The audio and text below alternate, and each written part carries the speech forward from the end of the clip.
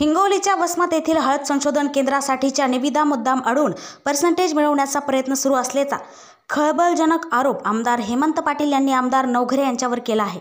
या संदर्भातील सर्व पत्रव्यवहार लवकरच उघड करणार असल्याचा इशाराही पाटील यांनी दिलाय। TV24 मराठीसाठी राजू मगर, हिंगोली।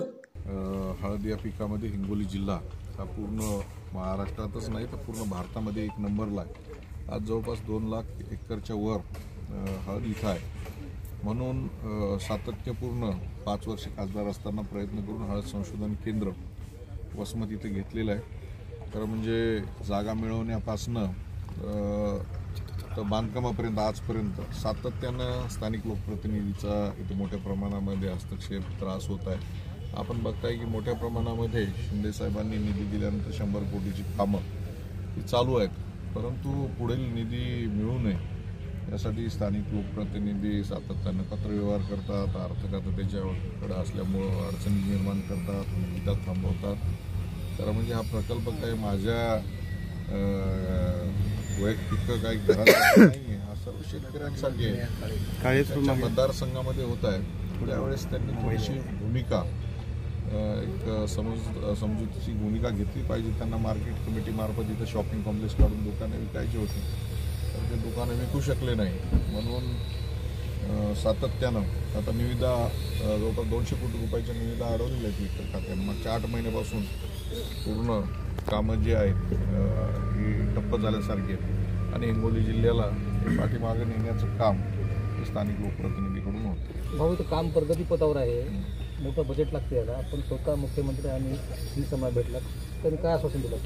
आपण बघताय की या ज्या निविदा आहेत राष्ट्रीय स्तरावर काढण्यात आलेल्या आहेत। काम करणारी माणसं सगळी मुंबईची आहेत, परंतु माझ्या जवळच्या माणसांना काम मिळालं पाहिजे, मला जे पर्सेंटेज देतात त्या ठेकेदारांना काम मिळालं पाहिजे, ही जी वृत्ती आहे त्या वृत्तीतून वारंवार अडवणूक करण्याचं काम त्या संशोधन केंद्राला होतं आहे।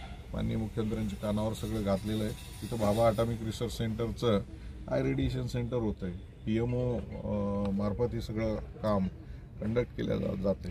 तर या सगळ्या गोष्टी तिथल्या लेवलच्या सर्व अधिकाऱ्यांना माहीत आहेत आणि त्यांनी PMOला तसं कळवलेलं आहे। आता किती व्हॅकन्सी भरणार लागेल? व्हॅकन्सी भरल्यावर आपण कुठे प्रोडक्शन करता येतं? इथं साधारणतः 75 ते 80 हे अधिकारी असतील, संशोधक असतील, शास्त्रज्ञ असतील आणि प्रकल्प चालू झाल्यानंतर किमान 1000 लोकांना या प्रकल्पामध्ये काम लागणार आहे। कारण ओल्या हळदकुंडांपासून डायरेक्ट प्रक्रियेचा हा पहिला प्रकल्प असणार आहे। साधारणतः 5000 मेट्रिक टन दररोज प्रक्रिया होणार आहे। त्या कारखान्यामध्ये या भागातले किमान 1000 मुलं लागतील, वाहतूकदार, ठेकेदार यांना सुद्धा एक काम मिळेल आणि एक अर्थचक्र या भागातलं फिरल्याशिवाय राहणार नाही। आपण बघताय की आता NCDXनं जी काही भाव ठरवणारी संस्था होती, पूर्वी रोड सांगली आदिलाबादमधून भाव ठरवत होते, त्यासाठी आता केंद्र तालुक्याचं ठिकाण असून सुद्धा वसमत हे निवडलेलं आहे। त्यामुळे वसमत एक आर्थिक केंद्र येत्या काही दिवसामध्ये निश्चित दिसणार आहे। शेतकऱ्यांसाठी